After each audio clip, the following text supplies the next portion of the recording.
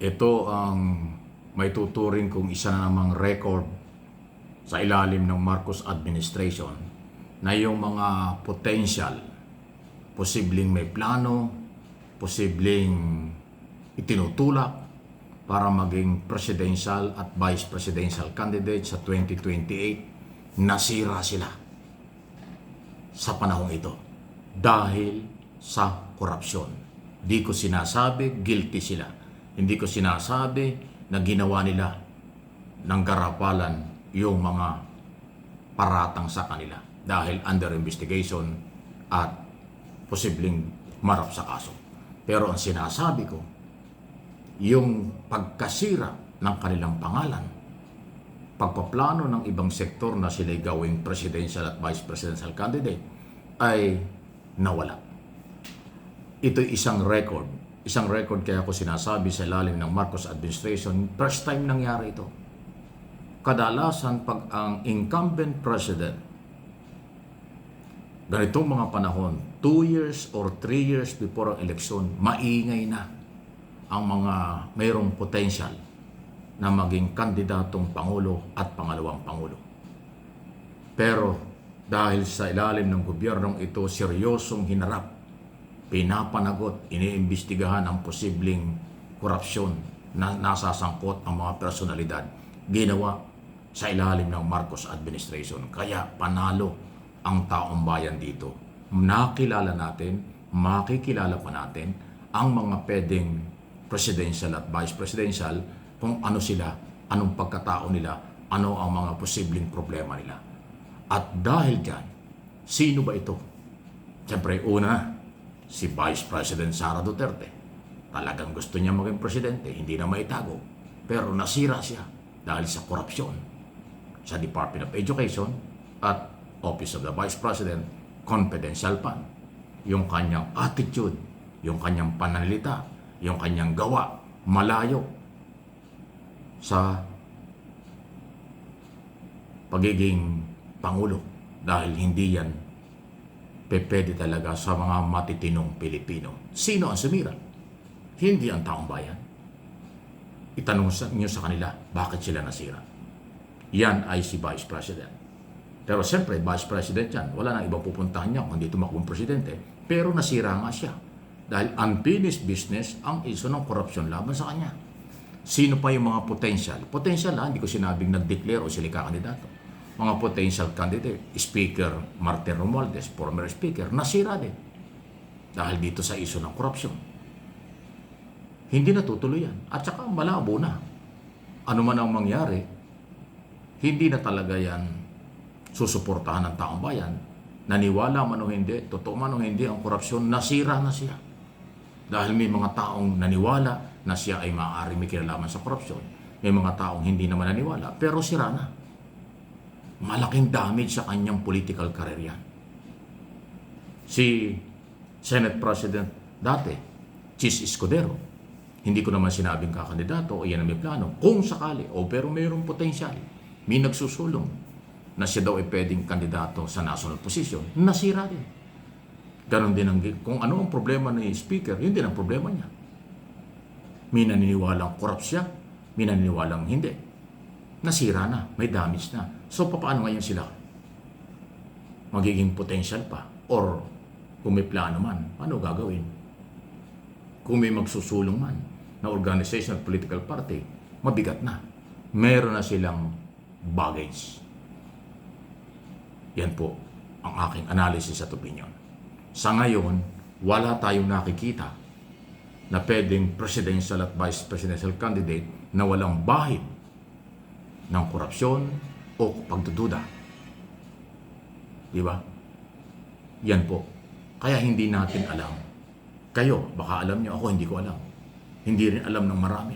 Sino ang pwede at karapat-dapat na kumandidato, malinis ang pangalan, pagkatao, na pwedeng suportahan ng mamamayan sa susunod na eleksyon sa 2028. Sa ngayon, wala. Pero siyempre, yung mga Duterte, anti-Marcos, ang kanilang tingin, malinis si Sara. Nasabi ko na nga may problema rin siya. Paano magiging malinis yan? Hindi ko sinabing guilty. Hindi ko sinabing guilty si Sara. Hindi ko sinabing guilty si Romualdez at si Escudero, ang sinasabi ko, nasira sila sa isyu ng korupsyon dahil hindi kinonsinti ni Pangulong Marcos ang korupsyon sa bansa. Pinatigil niya, pinaimbestigahan niya, pinakakasuhan niya. Si Sara hindi involved sa flood control scam, pero mayroon siyang problema sa korupsyon sa Department of Education noong panahon niya. 2022-2024 siya secretary at ngayong vice president. Yung 625 million confidential intelligence fund, hindi pa tapos yan. Kahit anong sabihin ng COA, pero public perception sa tingin ng taong bayan, may anomalya. Unfinished business. So, paano mo yan susuportahan sa eleksyon? Yung pang attitude niya at yung style niya, medyo hindi pang presidential sa aking opinion. Okay? Lahat tayo entitled sa opinion at analysis sa mga nangyayari. Kaya ko ito binubuksan sa inyo, kaya ko ginawang topic ito para magkaroon ng impormasyon tayong lahat, lalo na kayong aking mga followers, subscriber, viewers ng aking mga channel. Kasi mahalaga kayo para sa akin. Nabigyan ko kayo ng idea. Sa ngayon, wala tayong nakikitang personalidad na pwedeng pag-usapan presidential. Wala. Walang malinis sa ngayon. Okay? So, kung meron man, tingnan natin. Ito pa yung isa. Dati ko ng topic ito, ulitin ko lang. Ang presidente, ang nagiging presidente, destiny. Kahit anong kasikatan mo, kahit anong dami ng pera mo, kung hindi mo destiny na ikaw ay maging pangulo ng bansa, hindi ka magiging presidente. Marami nang sumubok na mayaman, sikat, pero hindi nagtagumpay. Destiny ang nasusunod. At yung pagkaloob, pinagkakaloob ng Panginoon, isa pa yan, yun ang number one. Kung sino ang pagkakalooban ng Panginoon, lumikha sa ating lahat, nagagawing Pangulo ng Pilipinas, yun ang masusunod, hindi natin alam yun. Ang sinasabi ko, yung kaanyuan, kalagayan ng mga potential na maging kandidato or kung sino man, wala. Yung mga dating nabanggit ko na, nasira na. Mahirap makarecover yung mga yan. Hanggang 2028, malaking damage yan. Natanggal na speaker, natanggal na Senate President dahil sa isyu ng di umano'y korupsyon, mabigat na bagahe yun. Incumbent Vice President, merong isyu ng korupsyon, mabigat na bagahe yun sa matitinong botante at Pilipino. Maniwala kayo. Pero kung magkakampihan, kalimutan ang kailang naging kapalpakan o posibleng pananagutan at kapalpakan, yung kampihan, kakaunti yan.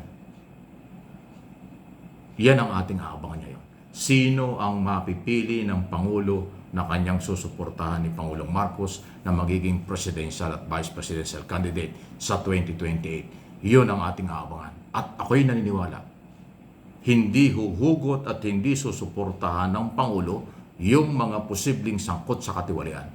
Kasi ang legacy ng Marcos administration, panagutin ang corrupt government official at kahit na pribadong sektor. So yung posibleng sangkot sa korupsyon, paano i-endorse ng Pangulo? Paano tutulungan ng Pangulo? Pag ginawa niya yun, masisira yung kanyang legacy. Kaya inuulit ko, si Pangulong Marcos lang po ang merong magandang legacy ginawa at ginagawa para linisin ang ating bayan. Kaya ang mga politikong aasa sa endorsement ng Pangulo, linisin muna ninyo ang sarili nyo kung gusto nyo mangyari yun. Pero kung sabit kayo, malabo pa yan sa sabaw ng pusit na gagawin ng Pangulo. Again, aking opinion at analysis itong isyong ito. Please like and share.